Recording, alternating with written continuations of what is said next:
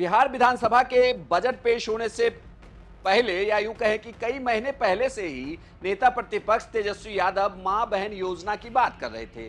दरअसल इसे बिहार की भाषा में कहे तो वो माई बहन योजना है। इस योजना को लेकर वो महिलाओं को डायरेक्ट 2500 रुपए कैश बेनिफिट देने की बात कर रहे थे कि बिहार की महिलाओं के खातों में 2500 रुपया दिया जाए। हालांकि ये देखा गया है कि बिहार विधानसभा चुनाव का भले ही जिक्र हो, लेकिन इसके पहले इस तरीके की डायरेक्ट कैश बेनिफिट योजना से बीजेपी की सरकारों को लाभ हुआ। इस तरीके की घोषणा या योजना की बात करें, चाहे वो मध्य प्रदेश में हो, चाहे वो महाराष्ट्र में हो, वहां पार्टियों को चुनाव के दौरान फायदा हुआ।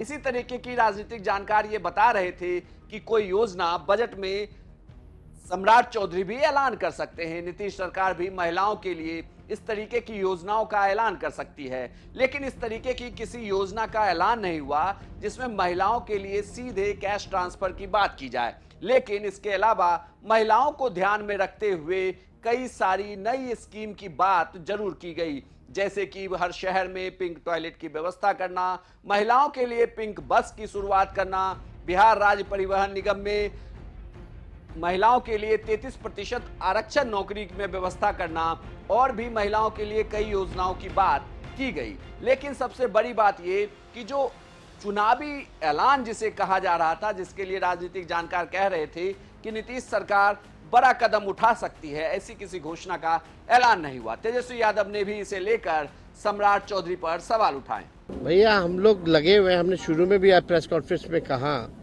और हमने कल मांग भी की थी कि अगर माई बहन मान योजना का कॉपी भी करना तो कर लीजिए। हमने डेटा भी दिया था, नेशनल हेल्थ का जो सर्वे जो हुआ था उसमें बिहार जो है महिलाओं को खून की कमियां हैं, 65% महिला, बहुत बड़ा है। बच्चे जो पैदा होते हैं बौनेपन का शिकार हो जाते हैं, जो भविष्य है। महंगाई है, गरीबी है, इनको आर्थिक न्याय मिलना चाहिए। तो सरकार कितना भी कोशिश कर रहे हैं, हम लोगों को जो भी करना पड़े इन महिलाओं को आर्थिक न्याय दिलाने की, ये हम लोग हमेशा मजबूती ढंग से हम लोग जो है इस बात को मनवाएंगे।